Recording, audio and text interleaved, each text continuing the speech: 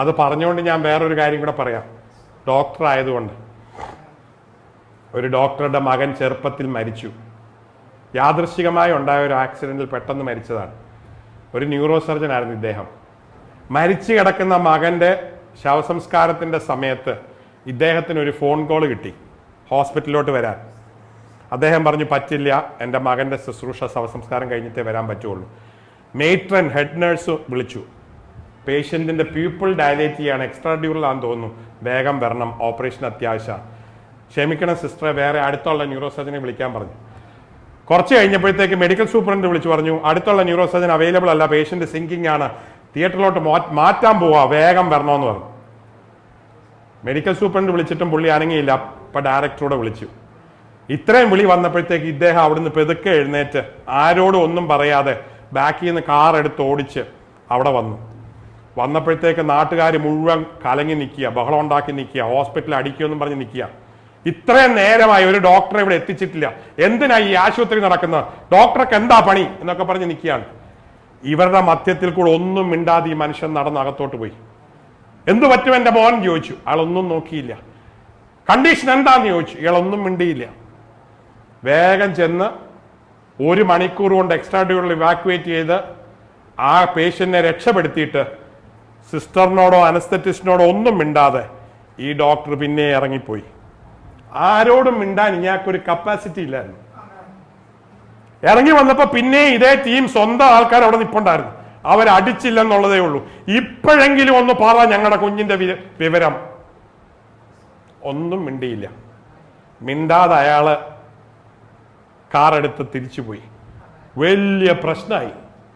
എല്ലാവരും കൂടെ പൊട്ടിക്കുമെന്ന നിലയിലായി. സംഭവത്തിന്റെ ബഹളം കേട്ടേച്ച് അകത്തു നിന്നുള്ള OT സൂപ്പർവൈസർ ഇറങ്ങി വന്നു.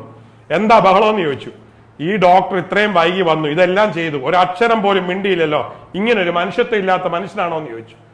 സിസ്റ്റർ എല്ലാവരോടും പറഞ്ഞു, ഒന്ന് ശാന്തമാകാം, അയാളുടെ മകന്റെ ശവസംസ്കാര ശുശ്രൂഷയിൽ നിവൃത്തിയില്ലാഞ്ഞിട്ട് വിളിച്ചോണ്ട് വന്നതാണ്, ദേവി ഇതൊന്നും പറയരുത്. അപ്പോഴാണ് ഇവർക്കെല്ലാം മനസ്സിലായത് ആ ഓപ്പറേറ്റ് ചെയ്ത സർജന്റെ മനസ്സിന്റെ അവസ്ഥ എത്രയാണ്. പലപ്പോഴും നമ്മൾ പലരെയും കുറ്റം വിധിക്കും. നമ്മൾ യാക്കോബിനെ കുറ്റം വിധിക്കും. തല്ലിപ്പൊളിയാണടാ, നീ ദൈവവചനം കേട്ടിട്ട് മുമ്പോട്ട് പോയില്ലടാ, നീ എന്തുകൊണ്ട് ബഥേലിൽ പോയില്ല, നീ എന്തുകൊണ്ട് ഏശാവിനെ കളിപ്പിച്ചു, നീ എന്തുകൊണ്ട് അപ്പനെ കളിപ്പിച്ചു, എന്തുകൊണ്ട് നീ അമ്മായി അപ്പനെ കളിപ്പിച്ചു. ഞാൻ ഈ ചോദ്യം അയാളോട് ചോദിച്ച ചോദ്യമാണ്. പക്ഷെ ദൈവം എല്ലാ സാഹചര്യങ്ങളെ അറിയുന്ന ദൈവം യാക്കോബിനെ സ്നേഹിച്ചു. പിന്നെയും പിന്നെയും യാക്കോബിനോട് പറഞ്ഞു, യാക്കോബേ നീ ബഥേലിലേക്ക് മടങ്ങി വാ. നിന്റെ സാഹചര്യങ്ങളെയും നിന്റെ ഹൃദയത്തെയും നിന്റെ ഹൃദയവേദനയും അറിയുന്ന ദൈവം ഇന്ന് രാത്രി നിന്നെ സ്നേഹിക്കുന്നുവെന്ന് വീണ്ടും പറയാനാണ് ഈ അധ്യായത്തിൽ നിന്ന് ഞാൻ ഇന്ന് സംസാരിച്ചു കൊണ്ടിരിക്കുന്നത്.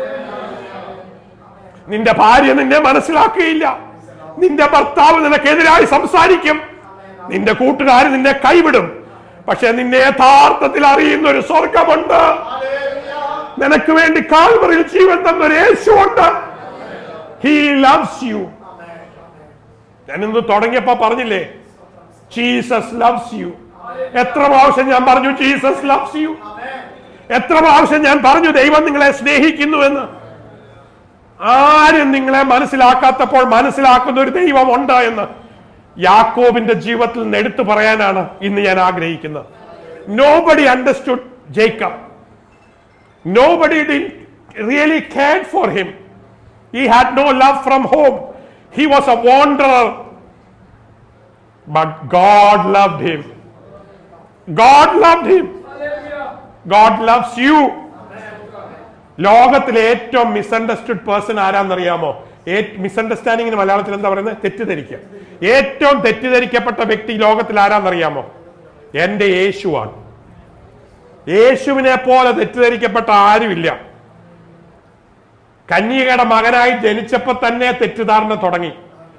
ഭൂതത്തെ ഇറക്കിയപ്പോ തന്നെ തെറ്റിദ്ധാരണകൾ പറഞ്ഞു. അനേകര് കുറ്റം പറഞ്ഞു, പല രീതിയിൽ കളിയാക്കി. പാപികളുടെ കൂടെ അവൻ ഇരിക്കുന്നത്, ഭൂതത്തെ കൊണ്ടാണ് ഇവൻ ശുശ്രൂഷ ചെയ്യുന്നത്, എന്തെല്ലാം എന്റെ യേശുവിനെ കുറിച്ച് പറഞ്ഞു. പറഞ്ഞ് പറഞ്ഞ് കഥകളുണ്ടാക്കി അവസാനം അവനെ ക്രൂശിച്ചു. ഇതേ ലോകത്തിന്റെ മുമ്പിലാണ് നീ ജീവിക്കുന്നത്. ഏശാവിനെ സ്വീകരിച്ച ലോകമല്ല, യാക്കോബിനെ തള്ളിയ ലോകമാണ്. ദൈവം തെരഞ്ഞെടുത്തതിന്റെ കൂടെ ലോകം നിൽക്കില്ല. അതുകൊണ്ടാണ് യേശു പറഞ്ഞത്, ലോകത്തിൽ നിങ്ങൾക്ക് കഷ്ടമുണ്ടാകും, എങ്കിലും ധൈര്യപ്പെടുവീൻ, ലോകം എന്നെ ത്യജിച്ചു, ലോകം നിങ്ങളെയും ത്യജിക്കും. World will never accept you. The world will never recognize you. You will have no name or fame in the world. It is immaterial.